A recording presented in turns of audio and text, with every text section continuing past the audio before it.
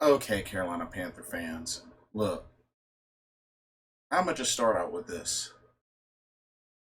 Y'all need to chill on the Teddy Bridgewater hate. Y'all seriously need to chill on the Teddy Bridgewater hate. The Bridgewater bashing, y'all gotta tone it down. This is getting ridiculous.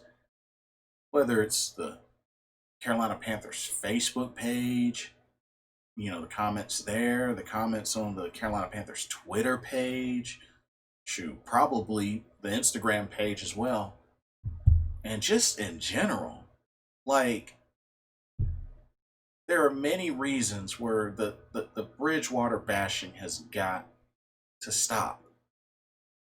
This is ridiculous.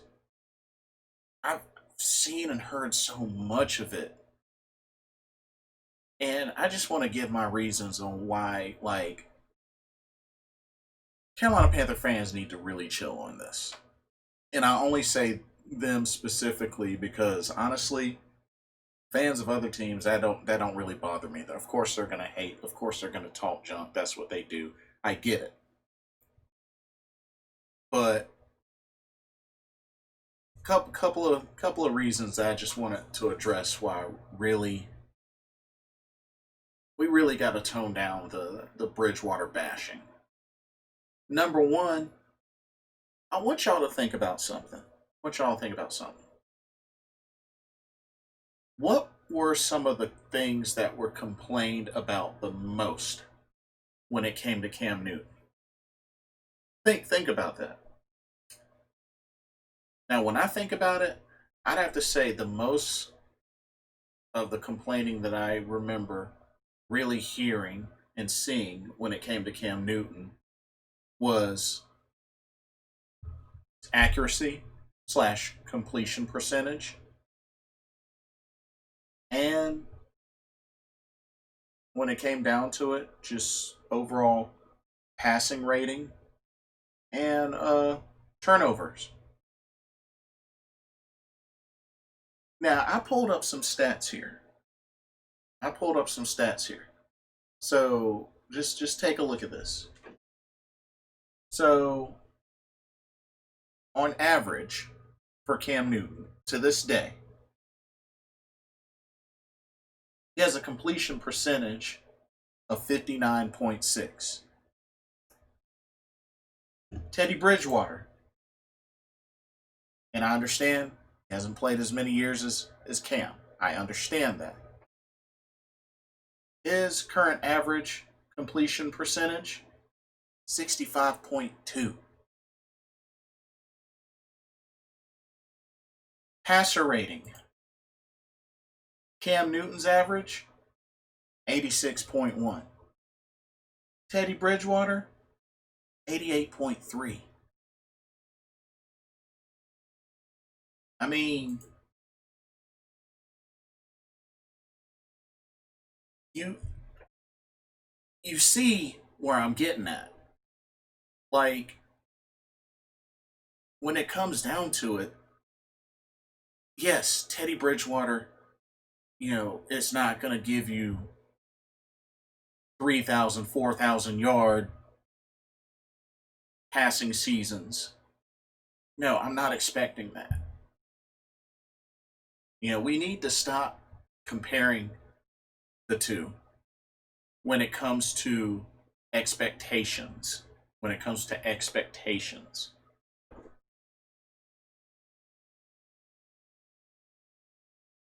Being that Teddy Bridgewater at one point back in Minnesota, was in discussions, in talks of potential MVP candidacy until he got hurt, which led to him missing the entire was it 2017 season, I believe. No, excuse me, 2016 season. Missed the entire 2016 season. But of course, has been able to bounce back. Hasn't had any injuries since then. Played some with the Jets, played some with the Saints, and was a backup to Drew Brees. And when he did his backup role, he actually did pretty dang on good. Helped the team get wins. After all, that's what you're supposed to do. That's your job. Fact of the matter is, Teddy Bridgewater did his job. And for that, he deserves an opportunity to be the starter, which is what has been granted to him with him coming to Carolina. And I really think it's, not something to look down upon. I mean, I miss Cam Newton just like everybody else. But Teddy Bridgewater is our guy. He's our guy. He's at the helm now. So therefore, give the man a chance to do his job. Because he's done his job before. So give him an opportunity to do his job. Another reason, you have to look at the advantage Teddy Bridgewater has being on this team with the coaching staff. There's a connection there. He's got connections with, some of the coaching staff. That's a big advantage. So even though we may not end up getting, Cam Newton like stats, because you don't really see Teddy Bridgewater, being the type of rusher that Cam Newton was. He's not as big as Cam Newton. So we can't, expect those kind of highlights. Would it be nice if they happen? Of course. I'm not gonna, turn a blind eye to that if it does happen. But Teddy Bridgewater has, things that have made him successful as Teddy Bridgewater. Completion percentage, being able to make good throws. With the system that he's worked with the familiar faces of the coaching staff, that could end up working in our advantage in a big way. Whether it comes to getting as many people as involved as possible on the field, chemistry, or just him being a big part of helping the entire offense gelling. Especially that on top of, having a franchise running back like Christian McCaffrey, and just, a change in coaching staff with the opportunity to, spice things up, change things up. Whole different system than what we're used to seeing, but players in the system that, have some familiarity with each other. That can go a long way. Let's see how that turns out. Let's see how that turns out. And to me, the biggest reason we really need to stop Bridgewater bashing, he hasn't even played a game yet this season. Which is, I'm still kind of up in the air if we're going to have the season. I know it's less than a month or so away, but I'm keeping my hopes up, but I'm not gonna assume that it's set in stone. But the dude hasn't even played a game yet. The team hasn't even played a game yet this season, and already we're bashing the crap out of the guy. Why? And if that's the way it's going to be, you're not going to be even better of how the Cam bashing was, it's going to transition right into the Bridgewater bashing. And a beat won't be missed. And that's what's sad about it. I mean, it may seem like to a lot of folks that Teddy Bridgewater is a downgrade from Cam Newton. Maybe. I mean, I'll give them that. I'll give them that. Because maybe stat wise that is the case. But fresh start, anything can happen. I mean, we got to start looking at this from scratch. Because at the end of the day, we're going into this with a record of 0-0, just like every other team. We're going into this with no preseason games, just like every other team. It seems like, other teams in the NFC South, got some additions, got some boosts. Well, so did Carolina. At the same time, they have to also remember they're still playing in one of the toughest divisions in the league in the NFC South. It's a lot of competition. But at the same time, everybody has to earn their wins. And even though one roster may look built more than the others, we still have to see who goes out there and performs.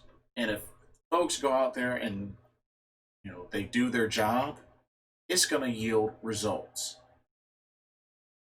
And to be honest with you, I think Teddy Bridgewater will do just fine. Are we going to end up making the playoffs? Are we going to end up seeing big MVP like numbers from Teddy Bridgewater? My prediction is no.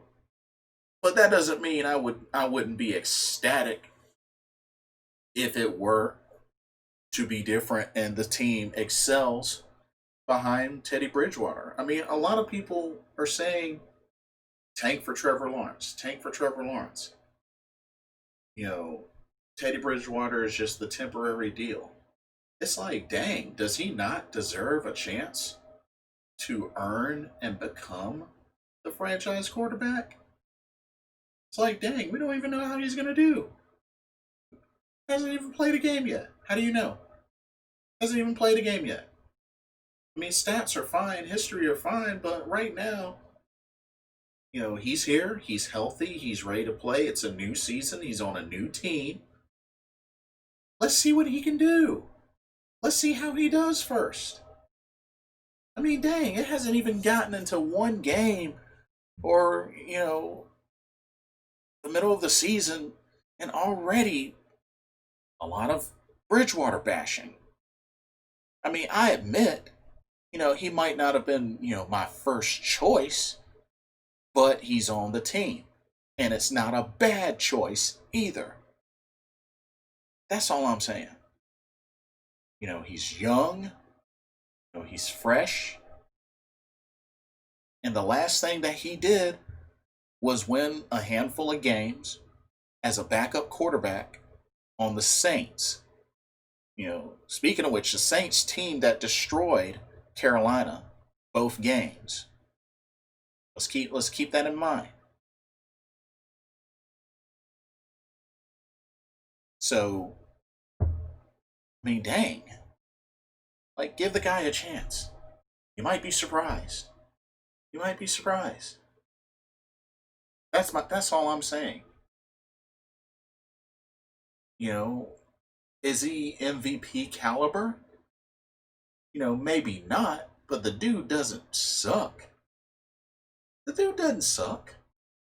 He had an injury setback. Yeah, that was bad. But he's back and he hasn't had any setbacks since returning. And he's on a new team with an opportunity to be a leader and an opportunity to help the team win games, which is not all going to be on him anyway. Because, I've already said before, unless this O line can gel together and really, produce, it really doesn't matter who's back there behind center. They're going to get crushed. Cam, Bridgewater, Will Greer, it doesn't matter. If that O line, isn't legit, nor can they hold it together, it doesn't matter who's back there. But, I know this may seem like sort of a mini rant, but only thing I'm saying is we got to let up on the Bridgewater bashing. Like, a game hasn't even been played.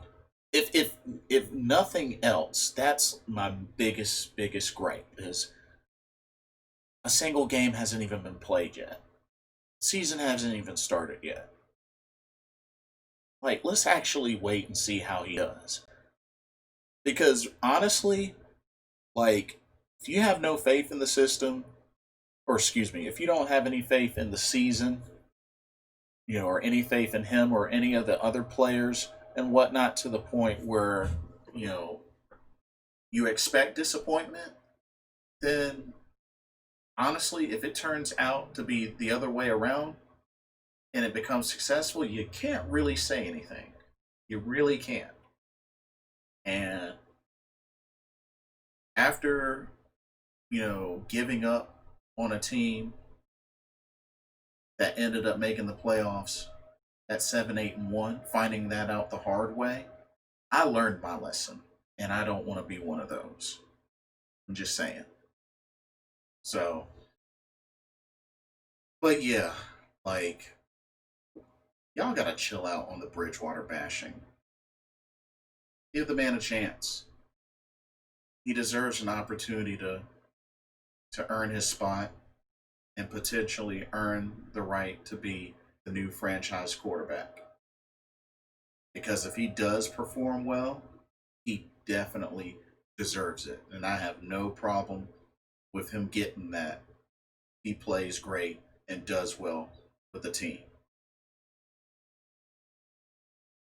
He may not have uber high caliber MVP Peyton Manning, Tom Brady or whatnot sort of stats, but it shows that he can take care of the football, make good reads, and make good throws, and has a good average completion percentage. So that should at least account for something.